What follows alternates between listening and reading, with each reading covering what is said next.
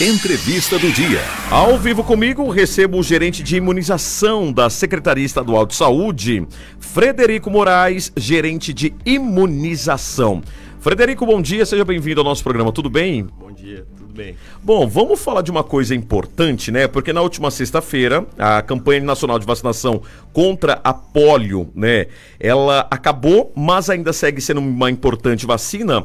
Só que além da campanha da polio, né? Que encerrou na sexta-feira, a nossa cobertura vacinal para algumas imunizações está em baixa, né? Isso assusta, não é? Bom dia, mais uma vez. Bom dia, exatamente, né? Nós temos aqui no cenário brasileiro um programa que é historicamente forte, né, que é o programa de imunizações, mas desde 2016, a nível de Brasil, e de 2018, falando do Mato Grosso do Sul especificamente, nós temos observado uma queda das coberturas vacinais para essas doenças que a gente chama de doenças imunopreveníveis, né, que são doenças que nós podemos prevenir com a imunização, né? Então, o Ministério da Saúde tem aí, para a maioria das vacinas, uma cobertura na casa de 95%, e nós temos observado uma queda que se acentuou com a pandemia. Quais vacinas que o povo não está indo se imunizar e que deveriam, por exemplo? Nós somos uma região fronteiriça, nós temos aí a circulação, por exemplo, do sarampo, nós temos aí o risco da reintrodução da poliomielite, que é a campanha que se encerrou na última sexta-feira, mas nós temos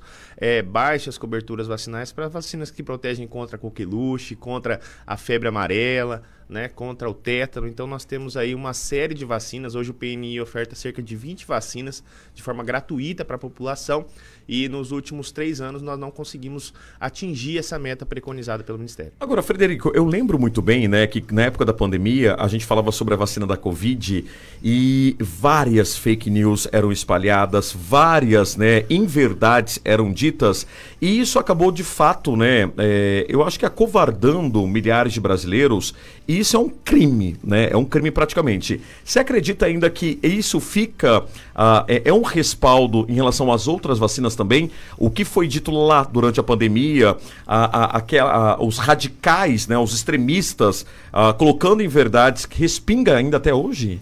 Olha, o que nós podemos observar é isso, né? Que a queda nas coberturas vacinais para as vacinas de rotina, que são as vacinas além das vacinas de Covid-19, elas se acentuam com a pandemia e demoram para retornar aí na sua boa cobertura vacinal. Nós sabemos que a queda ela é multifatorial, mas a desinformação ou a veiculação de informações inverídicas sobre a vacina, elas causam aí com certeza um transtorno nas coberturas vacinais, deixam a nossa população expostas a doenças que são preveníveis somente com a vacina. Quando a gente olha com a febre amarela, a poliomielite, o Brasil ele ganhou a certificação de país livre da circulação em 1994, e nós estamos aí como situação de risco, né, determinado pelos organismos internacionais para a reintrodução da polio. Então é um risco muito grande, é algo que deve ser evitado. Nós temos sempre que procurar um profissional da saúde, procurar uma unidade de saúde para que a gente verifique a nossa situação vacinal e se vacine. Bom, isso a gente está falando de algumas doenças, mas, por exemplo, a da influenza, a vacina continua disponível? A vacina continua disponível, a campanha se encerrou no dia 31 de maio, entretanto nós não atingimos também aí... A vacina da gripe. A vacina da gripe, nós não atingimos uma boa cobertura vacinal, nós estamos aí na casa dos 35%, o Brasil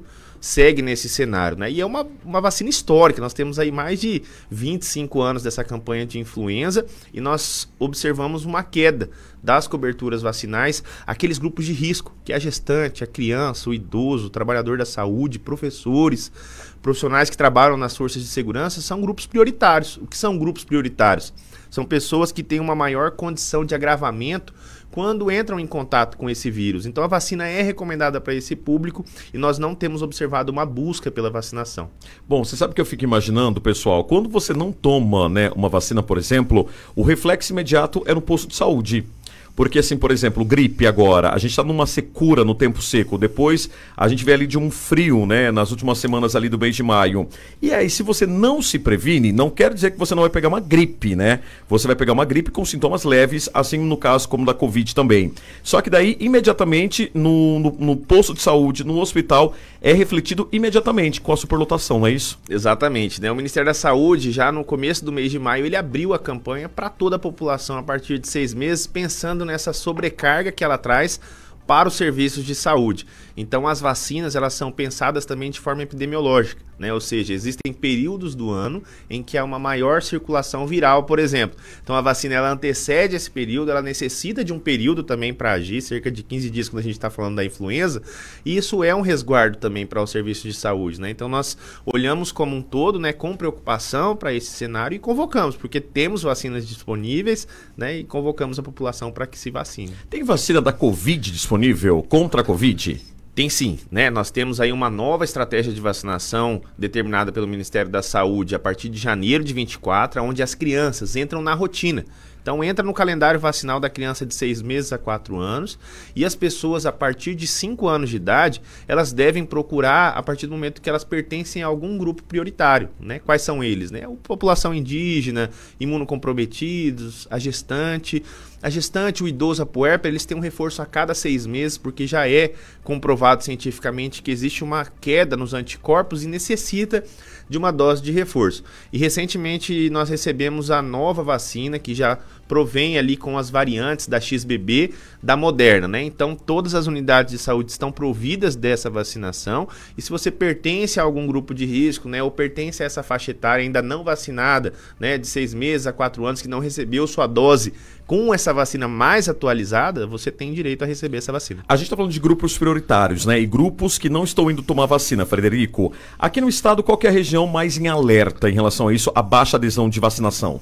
Nós temos aí, né, por exemplo, a capital, Dourados, né, as grandes cidades que a gente chama sedes de macro, né, com coberturas ainda aquém daquilo que a gente espera, né, alguns municípios também que ficam mais no Cone Sul, a gente observa uma baixa cobertura vacinal, mas a cobertura como um todo estadual, ela ainda não chegou aos 90% preconizado. Nós tivemos uma boa vacinação de D1, de D2 na campanha de Covid-19, mas houve um relaxamento aí da população em relação à busca das doses de reforços, né? Das doses de reforço, considerando aí também um recrudescimento da doença. É isso que eu te perguntar. Eu vi muito, né? Porque Dourado serviu como modelo para o planeta inteiro, né? Com a Qdenga. Então, se eu tomo a primeira dose e não tomo a segunda, por exemplo, da vacina contra a dengue, não surte efeito. É isso?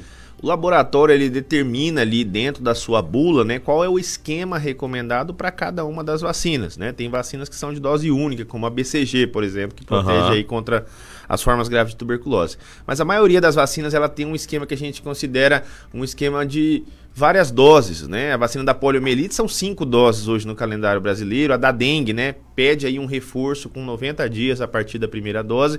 Então a gente não consegue alcançar a eficácia que é prometida ali pelo fabricante na questão da imunogenicidade, que é a produção de anticorpos suficiente para que o organismo responda quando ele entra em contato com aquele vírus ou com aquela bactéria. O Estado recebe vacina todo mês, toda semana? Como funciona essa logística?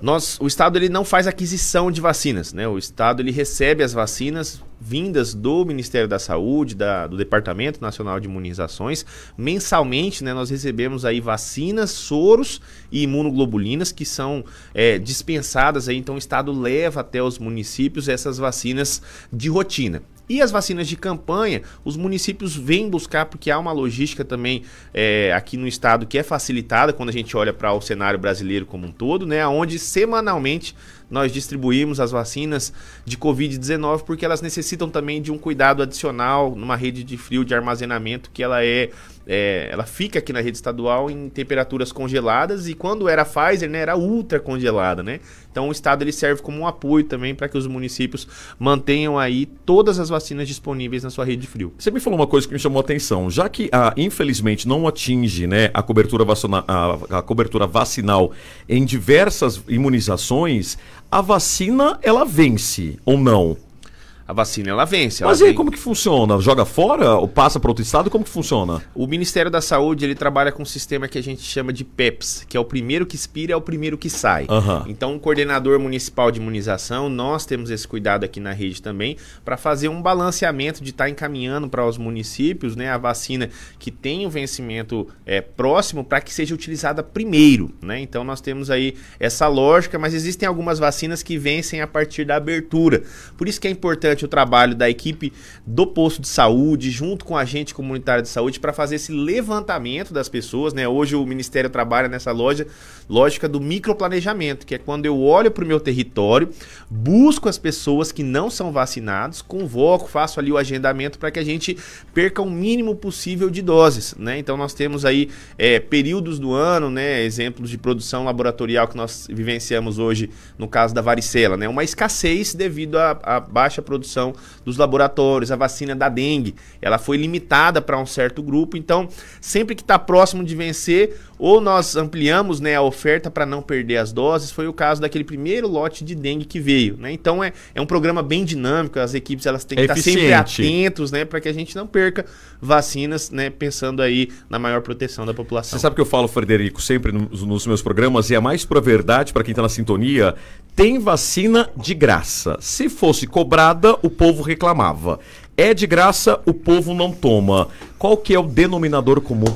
Nós temos aí várias vacinas que são ofertadas de forma gratuita, né? Nós temos o exemplo da HPV, por exemplo. HPV, exatamente. Contra o HPV, se você for procurar no serviço privado, nós temos aí a oferta em torno de R$700. É uma vacina que é ofertada de forma gratuita pelo SUS. Nós sabemos que quando nós semeamos, né, o plantio da vacina contra o HPV para os adolescentes de 9 a 14 anos, nós estamos plantando algo lá na frente, né? Então nós temos uma baixa cobertura vacinal, principalmente para o grupo masculino aqui no estado, né? Então nós olhamos esse cenário com preocupação e sabemos que é uma ferramenta, é a única ferramenta de prevenção de várias doenças, né? Nós temos avançado muito, né? Hoje nós temos aí a busca do país pela recertificação de país livre do sarampo, porque nós perdemos ela com a baixa cobertura vacinal. Gente, é um absurdo, né? Pessoal, procure o posto de saúde mais perto de você. Tem vacina disponível, tem aí cada prefeitura. Algumas prefeituras têm até, né, já o agendamento por aplicativo. Campo Grande tem assim, dessa forma, a carteirinha digital. É só levar a sua carteira de vacinação, a carteira do seu filho. Bora se cuidar. Eu recebi aqui Frederico Moraes, gerente de imunização da Secretaria Estadual de Saúde. Sabe aquela expressão, até injeção na testa de graça a gente toma? É verdade, viu? Frederico, obrigado pela sua participação, pelas orientações também, né?